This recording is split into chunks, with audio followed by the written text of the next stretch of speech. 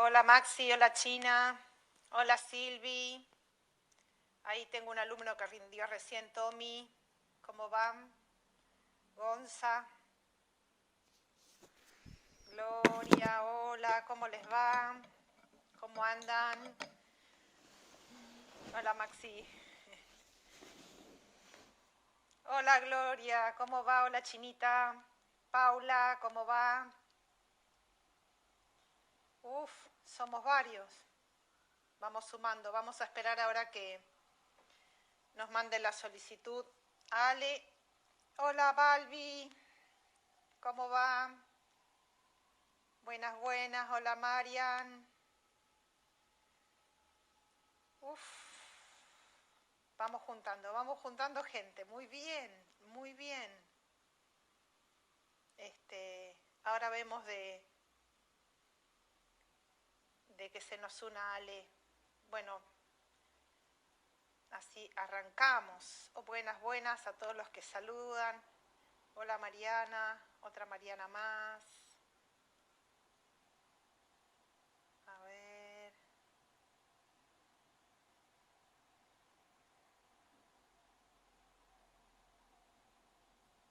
Ahí va.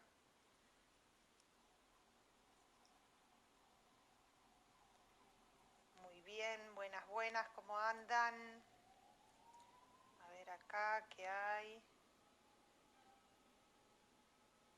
Uf. A ver, que se nos una. Hola Dani, ¿cómo va? A ver si se nos une o no. Ale, desde Mendoza, estas cosas de la tecnología que podemos estar en distintos lados y juntarnos. Hola Martín. Muy bien, ahí se van juntando.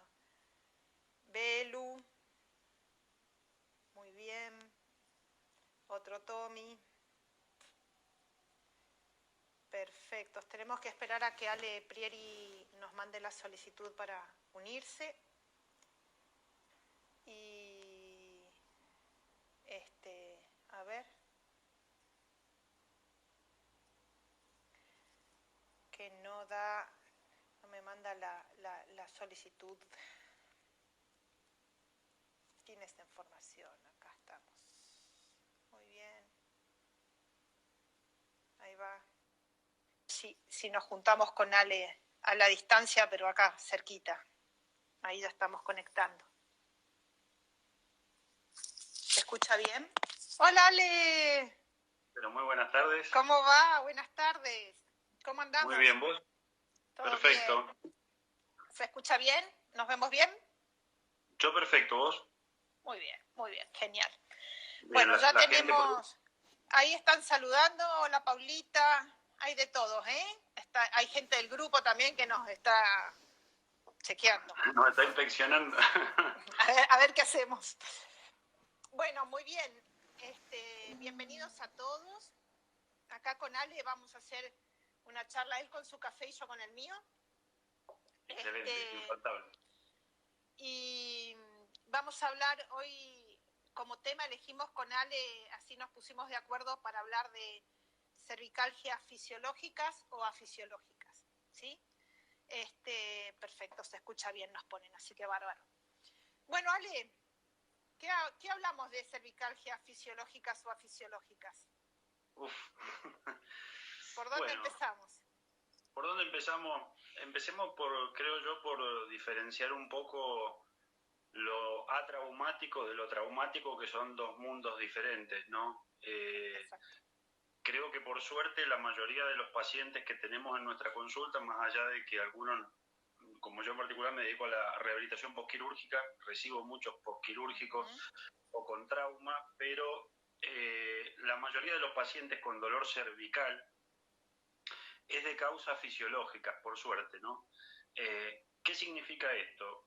Que tenemos una alteración del micromovimiento, tenemos una alteración de la cinemática que muchas veces es imperceptible en un estudio por imagen, que al paciente le duele a veces, esporádicamente, que siente bloqueos articulares, que siente sensación de crepitación articular, y que hay algo muy importante de la cervicalgia fisiológica es que en la mayoría de las ocasiones no hay trastornos vasculares, ¿no?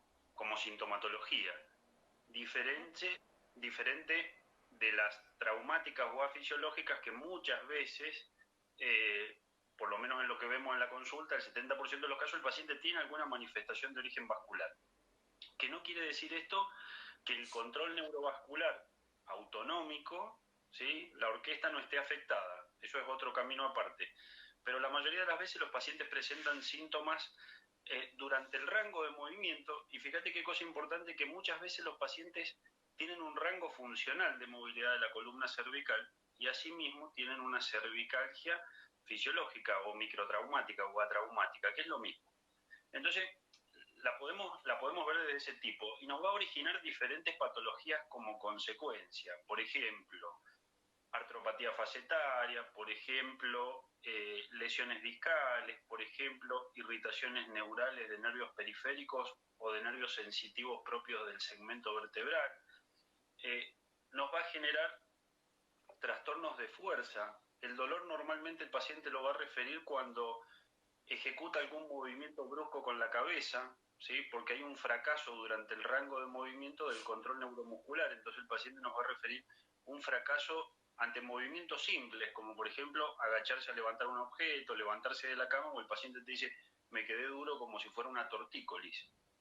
Un punto muy importante para ver el límite o la línea de la inestabilidad o del dolor cervical microtraumático es que el paciente no tenga disfagia, ¿sí?, porque sabemos que el espacio retrofaríngeo está entre 3 y 5 milímetros separados del cuerpo anterior de la vértebra, C4, C5 aproximadamente, y que muchas veces esa inestabilidad, sabemos que la hipermovilidad no quiere decir que haya inestabilidad, también muy importante, ¿no?, pero que puede tener segmentos hipermóviles y ante determinados gestos de la vida cotidiana o gestos deportivos o gestos de esfuerzo, el paciente nos manifiesta que siente disfagia o inclusive disfonía, ¿sí? Le cuesta tragar o le cuesta hablar, y eso también nos tiene que hacer ruido, porque también es como si fuese un signo o un síntoma oculto de la inestabilidad cervical, ¿no? Bien. Del dolor cervical. Sí. Yo voy a ir sumando, si vos me permitís, yo voy agregando y vamos haciendo la charla de café. Yo aprendo usted, yo la escucho. Bueno. A ver, para mí, todas las cervicalgias fisiológicas, no afisiológico tiene un componente traumático. Lo que habló Ale, pero sobre todo, por ejemplo, a nivel cervical, un whiplash, ¿sí? Un latigazo cervical, antero-posterior, lateral, o depende, porque cinturón de seguridad sostiene el tronco, pero no cuello, ¿sí? No cervicales. O un golpe en la cabeza, una caída, no solo el whiplash. Digamos, sepamos que lo afisiológico es traumático, entonces sale de los ejes o de los patrones fisiológicos de la biomecánica articular. Entonces, cuando es traumático, por lo general, si viene con una cervicalgia y un antecedente traumático, el tratamiento va a ser más local, porque hay algo de los ejes fisiológicos o de los planos de deslizamiento articular, esos micromovimientos que habla Ale, micro y macros movimientos, si hubo un hecho traumático, van a estar como, voy a decir una brutalidad, pero se va a entender, va a estar como descarrilado, ¿sí? No va a ir por los carriles normales del movimiento. En cuanto a las cervicalgias fisiológicas, más allá del abordaje local y clarísimo que nos describió Ale del esófago, de la disfagia, de las disfonías o afonías, yo cuando tengo una cervicalgia fisiológica y con ese patrón que describiste también, Ale, de que no tienen no es constante, no es de todo el tiempo, yo también disparo hacia otros lados en cuanto a me puede doler traer un síntoma cervical, porque en realidad es un síntoma la cervicalgia. Si es traumática, es síntoma y causa en el mismo lugar, pero si es fisiológica, probablemente la causa esté en otro lado y el síntoma esté a nivel cervical. Entonces, para mí, tener como más o menos ese croquis armado, me ordena un montón al momento de hacer la evaluación del paciente o la anamnesis, la consulta. A mí me gusta mucho preguntar, porque a mí me orienta muchísimo después en qué evaluar y qué tratar. Y si yo abro un poquito el panorama de las cervicalgias fisiológicas, yo tengo que empezar a ver en relación de qué con qué.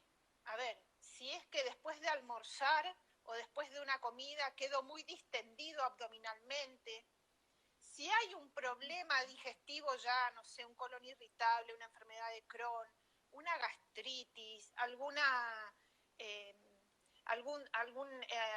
componente hepático, congestivo hepático. No hablo de un análisis de sangre y de chequeos de hígado que den mal, sino una congestión venosa hepática, ¿sí? Que esa víscera tan pesada pese, puedo arrastrar o puedo perder el efecto de paraguas abiertos de la excursión diafragmática, ¿sí?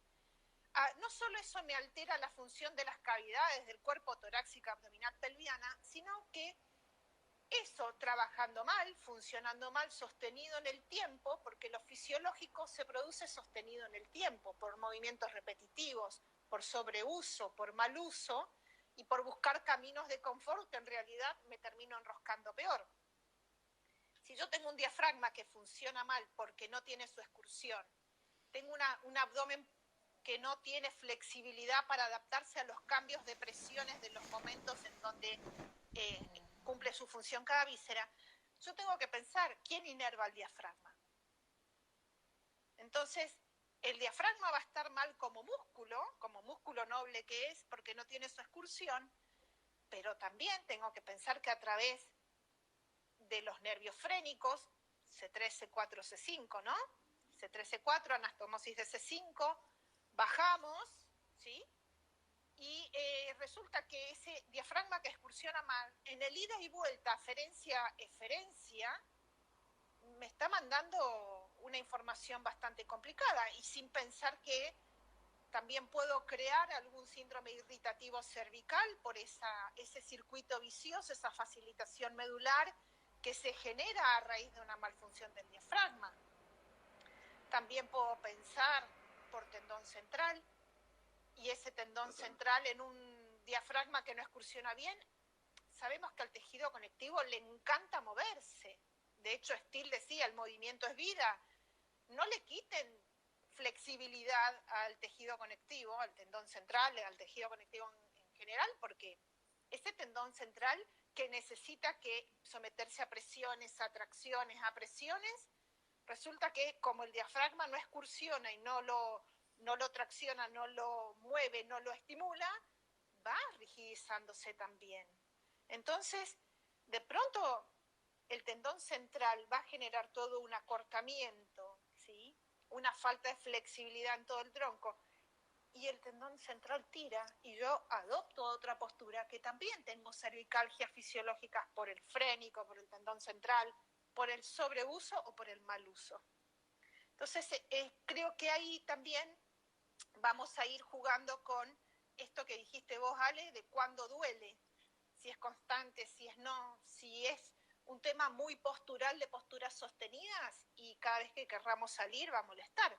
Un tema digestivo y bueno, cuando está en función el tracto digestivo seguramente va a incrementar la cervicalgia, ¿sí? Eso es cuando llegan los pacientes y dicen, me duele el cuello. Bueno, quítese la parte de arriba, quédese en ropa interior o traiga un shortcito y un top y no, pero me duele el cuello. Sí, pero el cuello le duele como consecuencia de, ¿no? ¿Sí?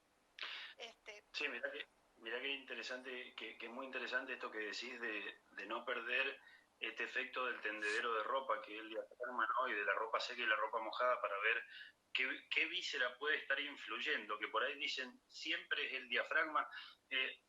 Yo uso poco la palabra siempre, porque creo que el diafragma es una parte muy importante, el nervio frénico por la salida cervical que tiene, los escalenos, pero no siempre, sino es como que vemos un 10% de la película. No, creo que yo quise abrir el juego de algo más global, ¿eh? No estoy dando, ojo, no me protocolizo nunca. No. Pasa que estoy leyendo algunas preguntas. Contestando a eso, que lo tenemos en cuenta y lo visceral tiene que estar porque las vísceras están dentro del cuerpo, o sea, tiene que estar totalmente presente en nuestra evaluación y llamarnos la atención. Aparte que si nosotros hacemos una maniobra cervical, la que ustedes quieran, o facial, o articular, o neural, o vascular, y el dolor no cede, ¿sí?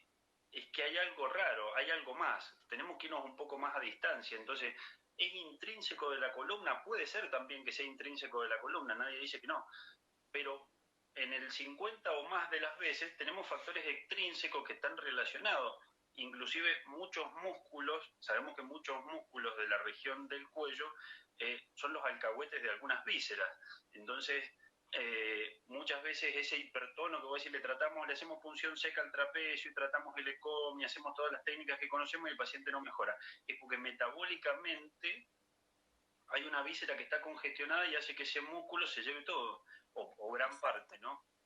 Como los músculos de la masturbación, por ejemplo.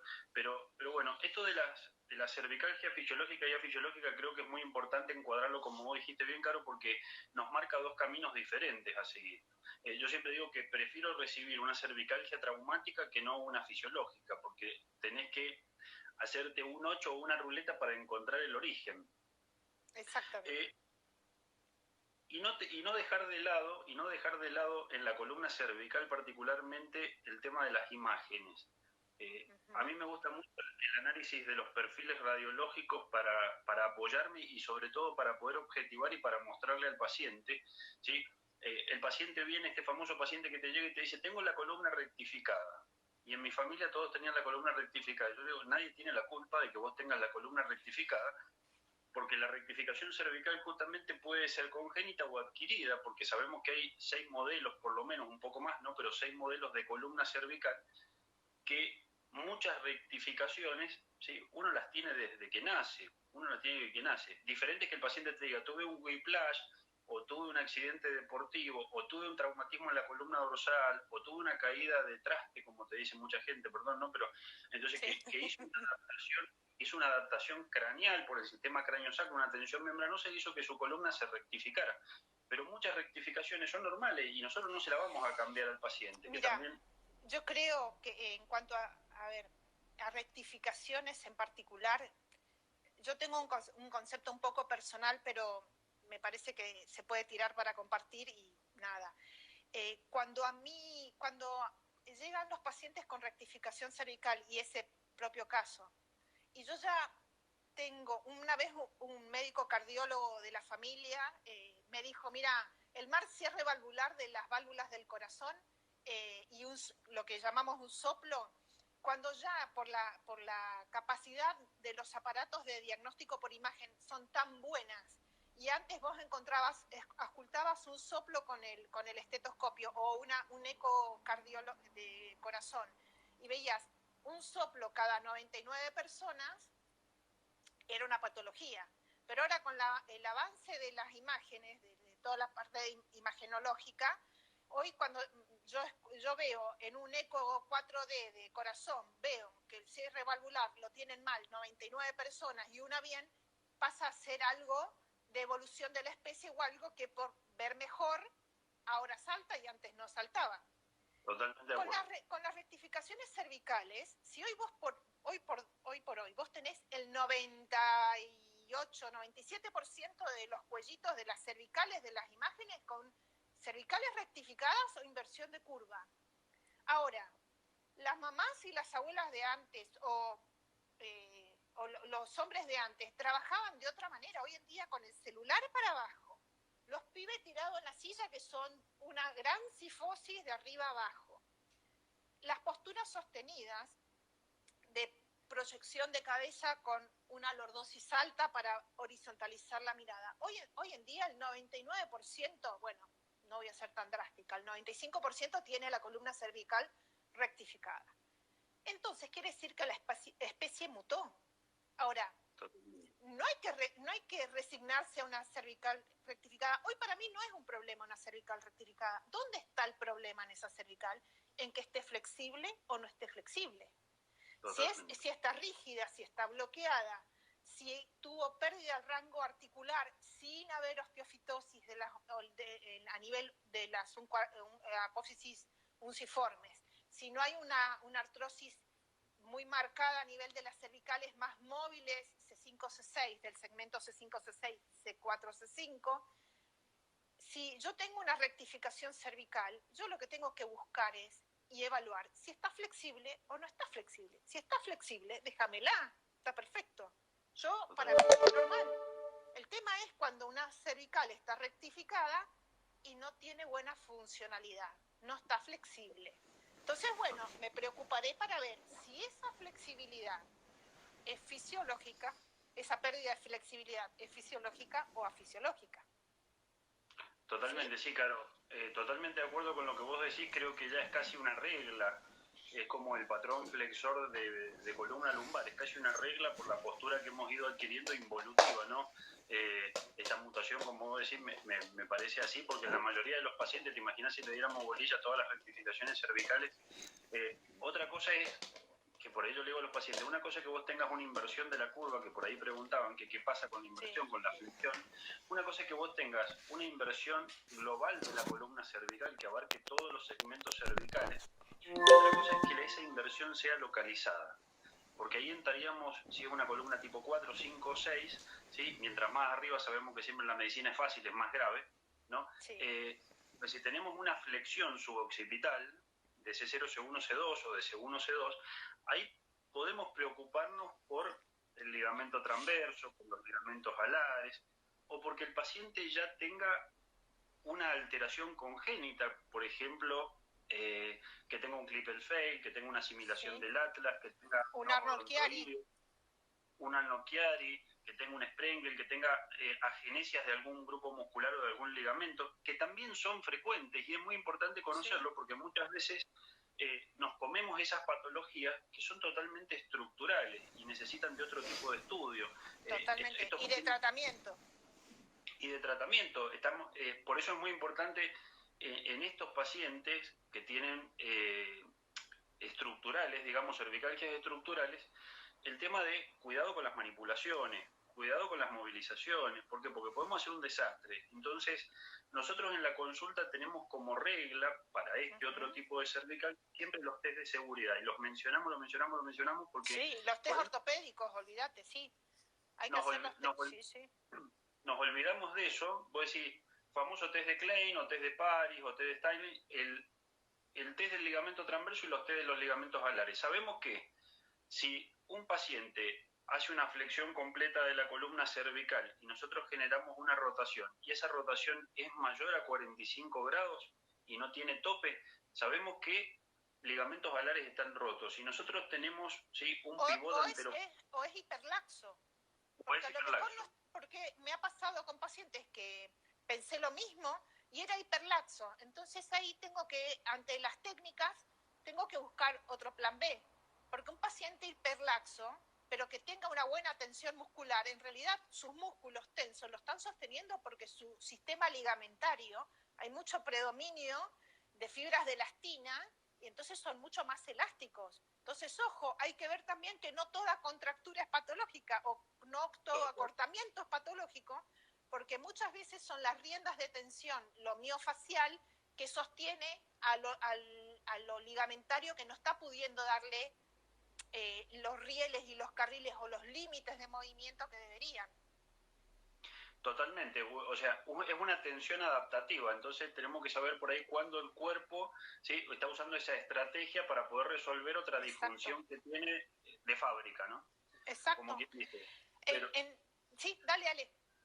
Yo me voy a mover porque me estoy quedando sin luz, pero me voy a mover, vos seguís. Un poquito esto importante, los test de seguridad, ¿sí? Transversos, alares. Sabemos que sí, tenemos una rotación, esto está estudiado, si tenemos una rotación suboccipital mayor a 56 grados, hablamos de una rotura completa del ligamento alar y eso es quirúrgico.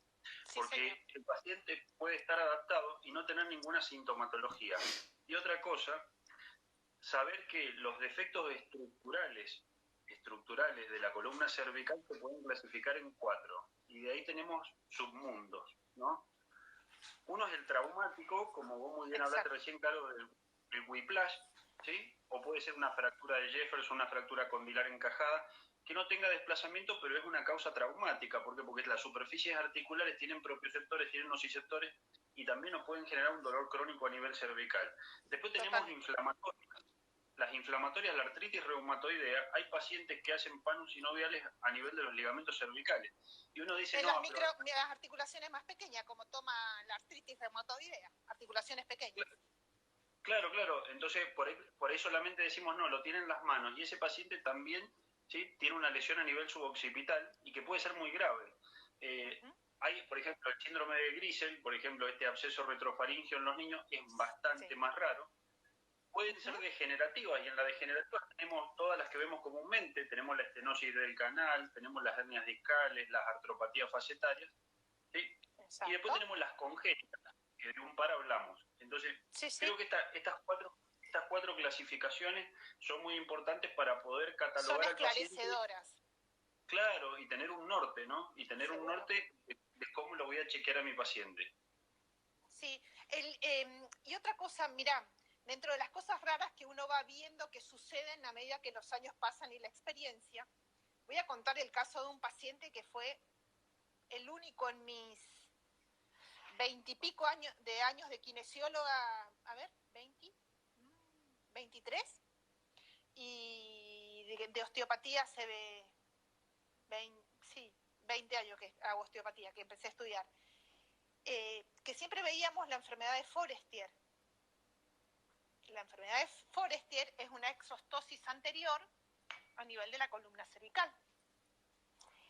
Y un día, un matrimonio, son divinos, hace 1000 años que vienen, ellos hacen su alineación y balanceo, su mantenimiento divino. Y entonces, 23, ¿no? Janina Fried, que está ahí comentando, éramos compañeras de la facultad en Córdoba, así que Janina me apoya, bien, éramos amigas y estudiábamos juntas con Janina. Un día viene y me dice Olguita, la señora está, ¡ay, no sabés, Jorge! Se pegó una ahogada en un restaurante, el papelón que vivimos, me dice. Yo le digo, bueno, pobre, pero se ahogó. Ay, no, pero este hombre se ahoga por cada cosa, traga lo que sea y se ahoga. Yo le digo, pero qué raro, habría que hacer algún estudio a nivel cervical, a ver, empecemos con una radiografía y después hagamos, no sé, veamos partes blandas con una resonancia magnética y evaluemos, porque no puede ser. Le digo, ¿a usted se le dificulta tragar? No, yo tengo que comer muy chiquitito porque si no me ahogo. Dato a tener en cuenta. Y había sido que este señor tragó, ¿vieron cuando cortamos la carne que queda un hilito entre dos pedacitos de carne? Bueno, se había ahogado con eso porque no había cortado el último hilito y se tragó todo. No sé si por acá, voy a buscar, si tengo acá en el rollo del celular, la imagen de la exostosis anterior que tenía este cristiano. Ustedes no saben lo grande que era y tuvieron que hacer una cirugía de abordaje anterior para quitar esa exostosis, pero era como que del cuerpo tenía medio cuerpo vertebral más hacia adelante. Nunca había visto a un paciente en vivo y en directo, y menos en los libros he visto, en tomos de diagnóstico por imagen, he visto estas imágenes. Sin embargo, no saben lo grande que era en este pobre Jorge. Entonces, por más que nosotros tratemos y trabajemos, tenemos que saber derivar y evaluar, porque claramente no estaba en nuestras manos poderlo solucionar, ¿sí? Yo me acuerdo, porque siempre me río de la mujer que decía el papelón que le hicieron pasar, y pobre hombre, mirá lo que tenía, ¿sí? Pero bueno, pero no, era increíble, la verdad que los chicos que trabajan en el consultorio conmigo lo mirábamos y no podíamos creer, o sea, aparte esto no se hizo de un año para otro, esto se hizo a lo largo de mucho tiempo, y nada, bastante, su dificultad para deglutir no era un tema de que no deglutía bien, sino que el esófago estaba empujado hacia adelante, nunca iba a pasar. ¿Sí? Totalmente, entonces, por eso, Caro, perdón, que no, dale, por favor. Haciendo referencia a eso que hablábamos recién, de que la imagen, a mí particularmente, y creo que coincidimos en eso, cuando nosotros tenemos alguna duda y el diagnóstico no nos cierra o la clínica no nos cierra, porque nos sirve incluso para hacer mediciones que son muy fáciles. ¿sí? Tenemos dos mediciones que normalmente usamos mucho, que una es la regla del tercio de Steele, ¿sí? Que para que la gente que no la conoce divide, un tercio ocupa la odontoides, otro tercio ocupa la médula y otro tercio, que es el C, es la zona segura, que en realidad es el espacio por donde discurren las meninges y el líquido cefalorraquídeo, ¿no? Y cada una de estas estructuras tiene que ocupar un tercio. Y si no es así, es porque algo está ocupando el lugar de otra estructura. De otro. Y todo tiene que ocupar un tercio y medir un tercio. En cuanto avance hacia adelante o hacia atrás, hay algo que no va. Y ese que no va antes de meter mano y decir, ay, no, trabajo sistema ioidio y trabajo... Primero una imagen, primero un estudio que a mí me dé seguridad de que lo que voy a hacer está bien. ¿Se entiende? ¿Sí? Totalmente. Y continuando con... Sí, dale. Con eso son dos cosas que normalmente medimos cuando tenemos este tipo de pacientes, ¿no?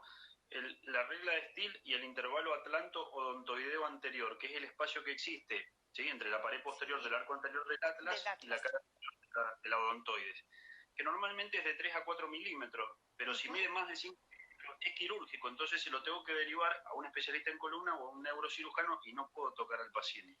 Pero es quirúrgico en personas que no tengan, por ejemplo, un síndrome de Down, porque en un síndrome de Down es un signo patognomónico de un síndrome de Down. Totalmente, y también hay que saber diferenciar en trastornos congénitos, porque muchas veces hay odontoides chicas, hay odontoides con diferentes formas, o hay arcos anteriores del atlas con diferentes formas congénitas ya, gestadas así. Entonces, también es muy bueno conocer las medidas, pero también qué encuadra dentro de lo normal o lo patológico, porque a lo mejor es normal para esa persona, porque ya es así, y no hay ruptura ligamentaria ni del transverso, ni el ligamento cruciforme, ni esos oblicuos que salen así como bisectrices, que son los alares. Entonces, hay que tener en cuenta ciertas medidas, y el número siempre viene bien, pero después no dejar de meter en el contexto de la persona. Me encanta, sí, totalmente de acuerdo. Porque muchas veces, yo siempre cuando doy clases digo, cada uno es normal en sí mismo. El tema es, si yo soy normal en mí mismo y está todo bien, yo no daría síntomas porque funciona económica y flexiblemente. El tema es cuando yo presento un síntoma. Si yo presento un síntoma, hay que bucear la causa. La más fácil, traumática, porque sabemos qué fue, cuándo comenzó, cómo evolucionó y tenemos un punto de partida. El tema es cuando la causa es afisiológica y viene más por gestos repetitivos, viene por mal uso, ¿sí? O por sobreuso o por desuso. Y ahí es donde uno tiene que abrir el Zoom, conocer lo que fuimos debatiendo entre vos y yo y aportando, saberlo al pie de la letra, pero llega un momento que los papeles se te queman. Descarté esto, descarté aquello, mandé a hacer aquello. Y entonces ahí, si no hay un hecho traumático puntual, es donde yo abro el Zoom, ¿sí? Abro mi panorama de posibilidades y empiezo a ver, ¿cómo lo pienso? Lo que dije del diafragma frénico, diafragma centrofrénico, pero también, y estuve haciendo un par de webinar, tomando como alumna de un par de webinar de Mariano Rocabado, del kinesiólogo chileno, una eminencia, ¿sí? Él y Leonardo Late, que es otro colega mío, otra eminencia, un kine, colega nuestro. Y estuvieron estos fines de semana hablando de cómo el espacio entre occipital atlas axis, es muy importante. Ellos hablan de un trípode, la disfunción cráneo-cervical con la disfunción cráneo-mandibular. Y para ellos es fundamental, antes de reordenar una mordida, antes de un mantenedor de espacio post brackets o una reconstrucción ahora con implantes y estética a nivel de los dientes, ¿sí? Que se vean lindos, no importa que funcione mal, ¿de acuerdo? Ellos le dan muchísima importancia y de hecho trabajan odontólogos con kines en equipo, porque el odontólogo que trabaja, o los odontólogos que trabajan con él, antes de que no pase por el kine hicieron radiografías dinámicas, evaluaron la mordida, tomaron un montón de mediciones, pero antes de empezar una adaptación en un captor postural, primero liberaron cervicales altas y como la rotación, ellos le llaman rotación posterior de la cabeza y la proyección o la rotación anterior y lo que sucede, ¿no? Y como las mordidas clase 2, clase 3, que no son las que cruzan los dientes de arriba por los de abajo con una buena oclusión dental, como las clases 2 y clase 3, sin tratamiento y evaluación de cervicales altas, porque vamos a tratar cuando evaluamos y vimos que hay necesidad. Primero siempre evaluamos antes de tratar, ¿sí? Y después reevaluamos. Ellos veían cómo cuando necesitaban tratamiento a nivel de columna cervical o cervicales altas, ¿sí? Como las clases 2 y clases 3, ¿sí? Que son las mordidas abiertas, reincidían si no habían hecho un tratamiento de acompañar o primero desbloquear cervicales altas para después modificar el captor postural. ¿De acuerdo? Entonces, fíjense que muchas veces una mordida, un arreglo dental con contacto prematuro, un montón de cosas en la boca, llagas, aftosas, oclusiones de las glándulas salivales, un montón de trastornos orofaciales, como es vía directa y en donde ellos ven reflejado directamente es en cervicales altas, ¿sí? Entonces a mí me pareció muy interesante porque hoy en boga de brackets, sonrisa perfecta, dientes blancos, todos alineados, los caninos son los que mantienen la lateralidad para que la boca encastre y no tenga juego de diducción. Es la guía canina la que te marca eso. Y fíjense que en todos los arreglos, hoy en día, los dientes divinos y los caninos cortos, a la misma línea del resto, no tienen caninos largos para que sostengan, ¿sí? Y hoy se pierde eso y es esa diducción permanente, bruxo, y sí, está tratando de centrar, ¿de acuerdo? Y como no puedo centrar porque no tengo la guía canina para esa diducción, sobrecargo y genero una artrosis a nivel cóndilo ATM, ¿de acuerdo? Unio bilateral, pero eso es vía directa a generar, como esto está hipermóvil y esto se está desgastando, a generar bloqueos en cervicales altas, ¿sí? Entonces, muchas veces el síntoma va a estar en otro lugar y yo tengo que abrir el Zoom para ver de dónde viene. Y una pregunta hoy por hoy, yo tengo un defecto profesional, yo soy hija y hermana de odontólogos, ¿sí? Y no es defecto, al contrario, hablo mucho con mi papá y con mi hermano. Y como muchas veces las placas de relajación o las placas blandas o duras o lo que sea, para evitar el bruxismo, por la gran tensión que genera, no te va a evitar bruxar, te va a evitar tratar de descomprimir la ATM, pero vos vas a desgastar los dientes contra la placa. No es que no los desgastás. Pero hay un reflejo muy primario nuestro. ¿Qué pasa cuando vos pones un alimento, un caramelo, un pedazo de chocolatito, lo que vos pongas en la boca, automáticamente ¿qué te sale? Masticar. ¿Sí o no? Causa de porque cefalea. Bueno, pero porque es un reflejo muy primario nuestro, que es de supervivencia, poder masticar para alimentarme. Entonces, ¿hasta qué punto la placa de relajación o de orden no termina siendo un estímulo para apretar más? ¿Sí? Sí, se hagan donde se hagan, acá dice, y deberían hacerse inferiores. Se hagan donde se haga, en posición a distinto la lengua, y también genera un espacio interdentario que no existe si hay una buena oclusión. Entonces, sí o sí, siempre van a estimular. Sí, totalmente de acuerdo, Caro, porque el hecho de alterar primero la posición de la lengua, como hablábamos el otro día con Dani, que justamente decía el comentario, desactiva los músculos flexores profundos del cuello, entonces me aumenta la inestabilidad cervical alta.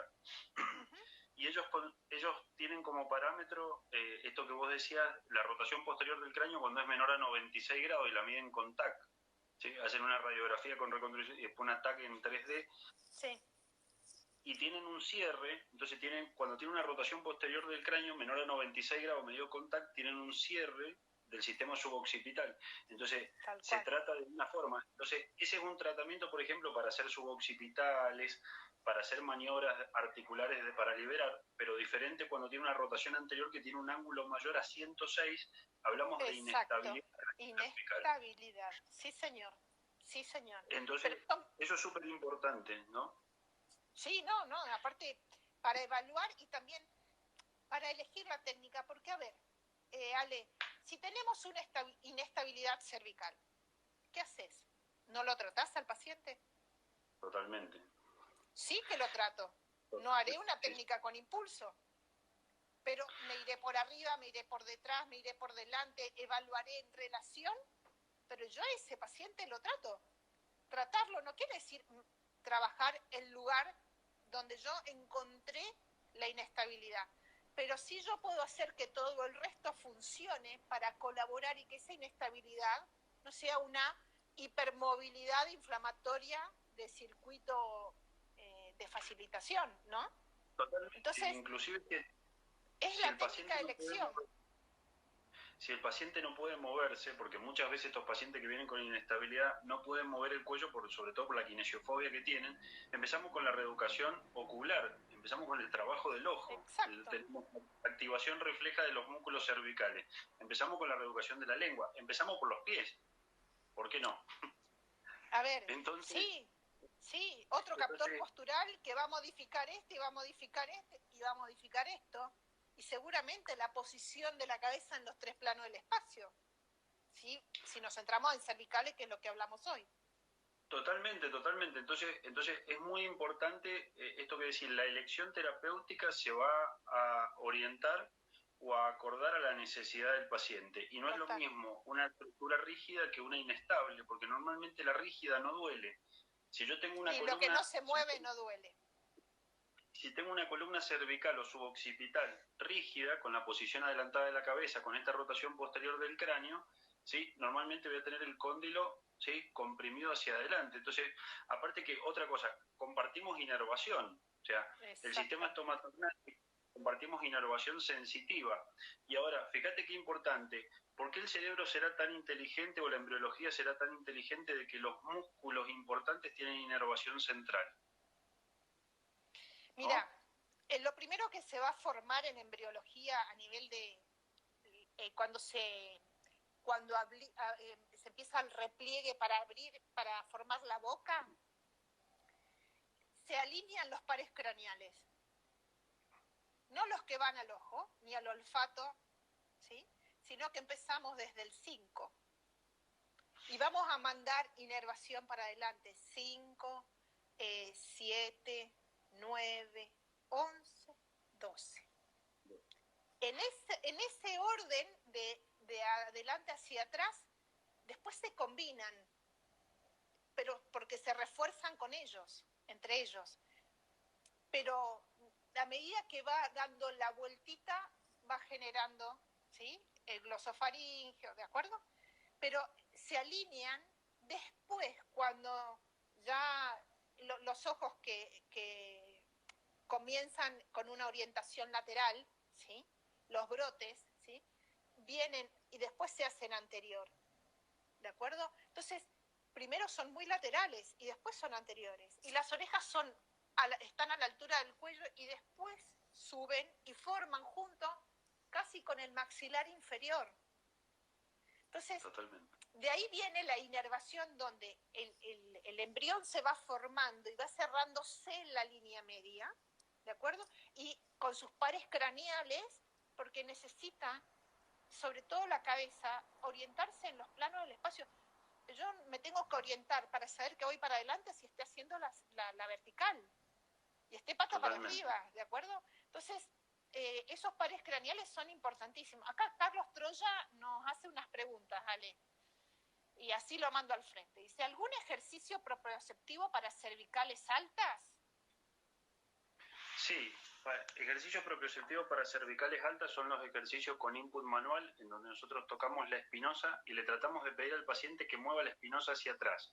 El paciente hace gestos con la cara, mímica y demás, ¿sí? que son los ejercicios de Joule, los famosos ejercicios de Joule, con stabilizer, pero están adaptados contra la gravedad. Entonces se lo pedimos al paciente sentado, porque normalmente el paciente no fracasa acostado. Cuando tiene una inestabilidad, fracasa contra la gravedad. Encarga. Claro, fracasa cuando está sentado, fracasa cuando está parado. Y lo que vos decías, Caro, de la embriología, hoy día entender la embriología clínica es fundamental, porque vamos a entender la importancia de un montón de estructuras o por qué pasan un montón de cosas, ¿no? Sí, a mí que me vengan y me digan, esto es así porque es así. No. ¿Y por qué? Entonces, con la embriología entendí un montón de cosas que yo, en un primer momento, imagínate hace 20 y pico años atrás, cuando empecé osteo, era todo tan nuevo que vos lo aceptabas de esa manera porque te lo decían, pero después cuando vos evolucionás, vos necesitas investigar y vos necesitas encontrarle el porqué a lo que no le encontrás. Yo amo la embriología y estudio todos los días algo de embriología porque siempre hay algo nuevo, ¿sí? Pero me parece que es fundamental. Y, por ejemplo, conociendo la embriología y cómo vamos, vos pensás que cuando vos te enterás que estás embarazada, está todo formado casi. Totalmente. Casi todo formado. Vos terminás el primer trimestre, semana 14, y ya está. Ahora queda crecer y engordar, madurar. ¿De acuerdo? Sí. Por eso, con la misma implantación de los brotes oculares, los auditivos, tienen un nombre, y estoy bloqueada, tiene un nombre, lo que yo digo brote tiene un nombre, es que vos también, esto de la propiocepción que decía Carlos, yo lo trabajo también desde otro lado, cuando no puedo mover acá, con el cefalóculo giro, moviendo los ojos en distintas direcciones, estimulo los músculos suboccipitales. Y también con la lengua. Porque simplemente sacando la lengua al paciente activamente, arriba, abajo, haciendo presión arriba, abajo. O sea, yo le digo, no hagas nada y vamos chequeando. Voy mirando, esbozos, gracias Dani, era esbozos, muy bien, ahí me salió. Vos con la lengua, con los ojos y generando distintas presiones, también haces una activación propioceptiva a nivel de los músculos suboccipitales. ¿De acuerdo? Totalmente. Entonces, a veces local, como dijiste vos, Ale, y si no puedo local, lo hago a distancia, pero sabiendo cómo me formé, el camino de ida, puedo trabajar el camino de vuelta. ¿Sí? Totalmente, sí. Recordemos que en el neurodesarrollo primero los movimientos son holocinemáticos, que quiere decir que el cuerpo se mueve en bloque. Y recién el sistema, ¿sí?, tiene una información suficiente y madura cuando el ojo se puede disociar de la cabeza, ¿sí? Entonces, primero actúan los flexoextensores profundos y después los superficiales. Y fíjate qué importante que es, por ejemplo, el trapecio superior y el ECOM, que todo el tiempo estamos tratando de liberarlos. Y son los músculos que el bebé usa como estrategia para empezar a moverse. Entonces, si el bebé lo usa como estrategia para empezar a moverse, algo de importancia tienen que tener un estado de tensión. Ahora, y por algo están inervados por el mismo par craneal. Exactamente, entonces, ¿importante que le quitemos tensión al agujero rasgado posterior? Sí, va a ser descongestivo por un lado para el cráneo, va a disminuir la presión craneal, etcétera, etcétera, nos va a bajar el tono de estos músculos, la víscera también, pero el músculo dejarlo tranquilito, dejar de pincharlo todo el tiempo, de meterle ventosa. El músculo, en cuanto el resto se ordene, el músculo se afloja. El músculo no es que se afloja porque yo no quiero nada relajado, yo quiero algo contráctil en su justa medida. Totalmente. Entonces, muchas veces cuando yo encuentro, mirá la contractura, mirá qué tenso que tenés, en realidad no es meter mano porque está tenso. La pregunta es, ¿y por qué está tenso? Entonces, cuando yo me hago la pregunta, ¿por qué está tenso?, empiezo a buscar el por qué está tenso y probablemente me vaya de ese lugar. A ver a dónde. Y, bueno, hay que ver, ¿sí? Quizás una cirugía de hombro y una rehabilitación que no quedó con movilidad, pero quedó con movimientos de suplencia, o lo que ustedes hablaron con Dani también la otra vez de la disquinesia escapular, y bueno, esa disquinesia va a disparar para algún lado, quizás una cervicalgia romboides menor, angular del omóplato, esplenio de la cabeza, y a lo lo mejor está haciendo alguna suplencia con algún otro músculo y en realidad el precio las pagan las cervicales y en realidad hay una disquinesia que hay que tratar. Totalmente de acuerdo, totalmente de acuerdo. Lo mismo que los pacientes que llegan a la consulta con artroplastía de rodilla y artroplastía de cadera, ¿sí? Y son pacientes que muchas veces hacen dolores de columna porque lo que le faltó fue usar una estrategia correcta de movimiento o trabajar las estructuras que ocasionaron que el paciente llegara a la artroplastía de cadera o a la artroplastía de rodilla, porque nos quedamos muchas veces con la rehabilitación de la artroplastía y vemos que el paciente tiene la posición adelantada de la cabeza y te duele el cuello y siempre me duele el cuello. ¿No será que tenés tus captores posturales alterados y eso hizo que tengas un patrón flexor de tu rodilla y terminó con una artropatía de la rodilla y la consecuencia fue la prótesis?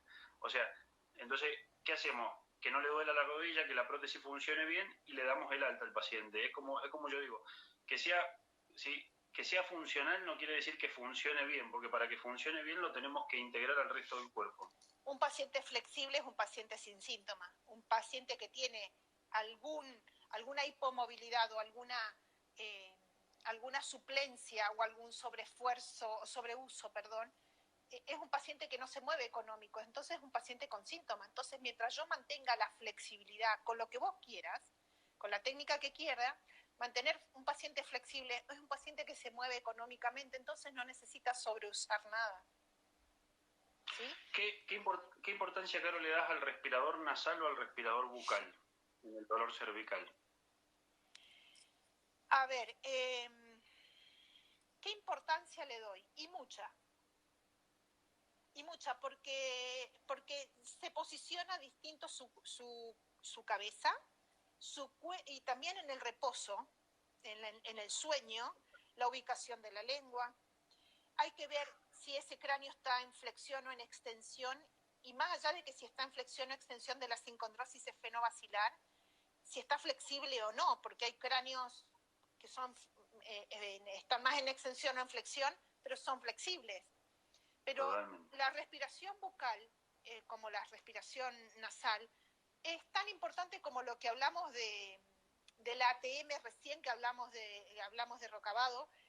El respirador bucal casi siempre tiene una clase 2 o una clase 3, una clase 2 casi seguro. Y entonces, con mordidas abiertas y empujando hacia adelante, para hacer succión y deglutir ese paciente, necesita hacer el vacío con la lengua entre los dientes. Entonces tengo los dientes inferiores hacia atrás, los anteriores hacia adelante, la lengua en el medio, porque si no cierro vacío, no hago vacío, no puedo deglutir. Si yo tengo un mal posicionamiento de la lengua, una mala artrocinemática a nivel de ATM, porque soy un respirador bucal, claramente los músculos que van a mover la lengua, que son un montón, pero también tengo los supra y los infraioideos que me forman piso de la boca y también me posicionan un montón el cuello y el piso de esa boca para que esa lengua fuera efectiva, voy a tener un desequilibrio muy grande. Quizás crecí adaptado a eso, pero después no es funcional. Totalmente, ¿sí? Totalmente. Creo que en los dolores cervicales, un aspecto más justamente que estábamos hablando a tener en cuenta es, sobre todo en los fisiológicos, es la masticación, la fonación y la deglución. Y la digestión. Y la digestión. Porque si está en masticación y deglución, del principio al final hay algo. Sí, inclusive está mostrado que los cambios de pH, por ejemplo, en pacientes que tienen gastropatías, alteran el tono de los músculos masticatorios y eso nos crea disfunciones temporomandibulares que crean secundariamente dolores cervicales. Entonces... de hecho, la misma fascia cervical profunda, dentro de la fascia profunda, la hoja profunda, la hoja media y la hoja superficial, la superficial, dentro de fascia profunda engloba al ECOM y al trapecio. La fascia media es más visceral porque engloba los órganos viscerales y la fascia profunda es pre- y paravertebral, ¿de acuerdo? Entonces, esa fascia o ese tejido facial, si yo tengo una alteración en la deglución, en la fonación, en la respiración, en la visión, toda esa misma fascia va a estar adaptada. Entonces, cualquier cosa que pase con nuestros órganos de los sentidos, el cuello paga el pato. Pero es inevitable, y estamos hablando muy cerquita en relación, pero te vuelvo a repetir, Cuando hay un problema de masticación y de deglución o de fonación y de respiración, va a pagar el pato el tracto digestivo abajo. Ahí voy a ir a buscar para volver a, si yo trago mal, mastico mal, fono mal, respiro mal, no puedo digerir bien. Totalmente. No puedo. Entonces, ¿tengo un colon irritable? Y sí. ¿Sí? Totalmente de acuerdo. A ver qué dicen. Espera que hicieron una pregunta, Ale. Trabajar de manera integral captores posturales, víscera, diafragma y movilidad antes de estigmatizar la cervicalgia por tensión muscular. Y no te voy a dar la receta. Puede ser una posibilidad. Evaluemos, chicos. No busquemos recetas. Siempre hay que evaluar y encontrarle tratamiento a cada paciente. ¿Vos qué decís, Ale, ante esto? Yo creo que siempre digo lo mismo, ¿no? Que ni todo lo viejo es tan malo, ni todo lo nuevo es tan bueno. Entonces, conjugar las dos cosas, la evidencia científica, poder objetivar lo que nosotros estamos haciendo, pero sobre todo poder razonar clínicamente, porque si nosotros escuchamos al paciente atentamente la primera media hora, ya sabemos casi de dónde viene el problema. Después el resto, siempre digo yo que show. Es un poco de show para que el paciente... Sí, un show con conocimiento, ¿eh? Y con entrenamiento. Sí. Improvisación con evidencia científica. Bueno, improvisación con evidencia científica y clínica. Porque yo soy una gran defensora de la evidencia clínica y de la experiencia que te da el día a día en el trabajo con los pacientes. Porque puede haber mucho paper, mucha medición, mucho que... Hoy en día hemos caído en que si no hay un paper que respalde lo que decís, vos no tenés criterio para expresar como profesional lo que haces.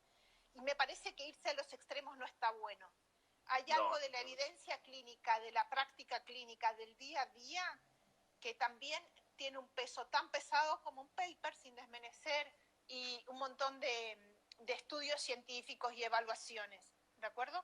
Pero yo creo que también la experiencia clínica es soberana. Es que creo que es fundamental, pero después el criterio que forma cada uno y la forma que cada uno tiene de chequear a un paciente y de llegar a un paciente es lo que le da resultado, porque acá da igual el paper, el libro o lo que yo diga o lo que vos digas. El tema es el resultado del paciente. Que ¿cuánto resultado tenemos con el paper o cuánto resultado tenemos con lo que nosotros empezamos a probar? Porque ¿cuántas veces hemos probado cosas? Sí, tenés que encontrar el camino para el paciente, no importa cuál sea el que tenés que transitar. Irás por un lado, irás por el otro, no tuvo el resultado del paciente y vos vas sacando de la galera tanta cosa que fuiste leyendo, estudiando y formándote en pos del paciente. Acá preguntan los cuellos cervicales blandos o para que usen los pacientes. Faltan 2 minutos, Ale. 2 minutos nos quedan. Hemos hablado. Depende. Depende por qué. Porque, por ejemplo, los australianos usan los collarines neumáticos que tienen el feedback del relojito del esfingomanómetro. Entonces, todo el día el collarín blando te da estabilidad porque vos querés inmovilizar solamente una parte de la columna, no toda la columna, porque los collarines rígidos lo que te dan después es un dolor cervical brutal. Entonces, se va tendiendo a dejar el collarín duro, usar un collarín blando. Pasa que estos collarines blandos pero regulables valen $300. En las inestabilidades. Si no, yo prefiero flexibilizarlo y cuando yo quite lo que me genera el dolor cervical, probablemente collarín cervical es innecesario. Mira, si en un año vemos 100 pacientes con patología cervical, si es inestabilidad, lo hacemos trabajar con el esfingomanómetro directamente durante 8 o 12 semanas para que haga un nuevo engrama de movimiento y no le damos collarín. En el caso de que tenga una inestabilidad traumática aguda, el collarín va de 3 semanas a 12 semanas dependiendo de lo que diga el traumatólogo. Pero si es una cervicalgia, ¿sí?, con hipomovilidad rígida de un cuello rígido, normalmente le hago una cruz a la víscera. Sí, claro. Y no toco ningún collarín. Ale, nos quedan 25, 24 y cuenta regresiva. Bueno. Creo que a todos hemos ido contestando las preguntas y las consultas. Para mí fue un placer compartir con vos, Ale. Si quieren armamos otro. Y hacemos volumen 2. va a quedar acá colgada la charla. Claro, hacemos el bis. Y gracias a todos porque ya estamos 3